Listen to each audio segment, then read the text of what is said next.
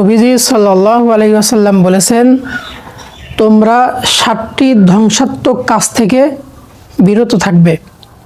1 নম্বর, নবীজি সাল্লাল্লাহু আলাইহি ওয়াসাল্লাম বলেছেন আশিরকু বিল্লাহ, তোমরা আল্লাহ তাআলার সাথে শরীক করবে না। কেননা আল্লাহ সুবহানাহু ওয়া তাআলা বলেছেন ইন্নাল্লাহা লা ইয়াগফিরু আন ইউশরাকা বিহি, আল্লাহ সুবহানাহু ওয়া তাআলা শিরিকের গুনাহ কখনোই ক্ষমা করেন না। ওয়া ইয়াগফিরু মা দুনা যালিকা লিমান ইয়াশা, শিরিক ছাড়া আল্লাহ তাআলা অন্য সকল গুনাহ চাইলে ক্ষমা করে দিতে পারেন। 2 নম্বর, আসসিহরু, তোমরা কখনো জাদুটোনা করবে না, কেননা এটা কুফরের সমতুল্য। 3 নম্বর, ওয়ালা তাকতুলুন নাফসাল্লাতী হারামাল্লাহু ইল্লা বিল হক, অর্থাৎ তোমরা অন্যায়ভাবে কাউকে হত্যা করবে না। আল্লাহ সুবহানাহু ওয়া তাআলা বলেছেন ওয়ালা তাকতুলুন নাফসাল্লাতী হারামাল্লাহু ইল্লা বিল হক, তোমরা অন্যায়ভাবে কাউকে হত্যা করবে না।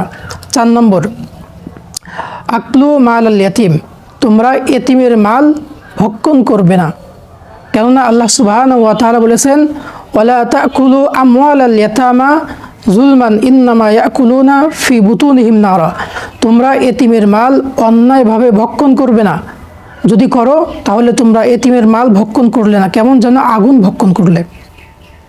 নাম্বার 5 নম্বরে আকলুর রিবা, নবী সাল্লাল্লাহু আলাইহি ওয়াসাল্লাম বলেছেন তোমরা কখনো সুদ খাবে না, কেননা আল্লাহ সুবহানাহু ওয়া তাআলা বলেছেন যে আহাল্লাল্লাহুল বাইআ ওয়া হাররামার রিবা, আমি তোমাদের জন্য ব্যবসাকে হালাল করেছি আর সুদকে হারাম করেছি।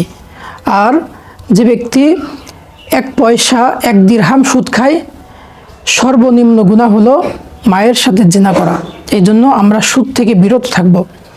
নাম্বার 6 নম্বর, আত-তাওয়াল্লি ইয়াওমা যাহফি, অর্থাৎ যুদ্ধের ময়দান থেকে পলায়ন করা, এটা অনেক বড় একটি অপরাধ, সুতরাং যুদ্ধের ময়দান থেকে পলায়ন করা যাবে না। নাম্বার 7 নম্বর, নবী সাল্লাল্লাহু আলাইহি ওয়াসাল্লাম বলেছেন যে তোমরা পবিত্র নারীদেরকে অপবাদ দিবে না, অর্থাৎ যে সমস্ত মুহসিনাত নারী আছে তাদেরকে তোমরা অন্যায়ভাবে অপরাধ দিবে না। এই 7টি পাপ হলো নবী সাল্লাল্লাহু আলাইহি ওয়াসাল্লাম বলেছেন সবচাইতে ধ্বংসাত্মক মারাত্মক অপরাধ। আল্লাহ সুবহানাহু ওয়া তাআলা আমাদেরকে এই 7টি কাজ থেকে বিরত থাকার তৌফিক দান করুক।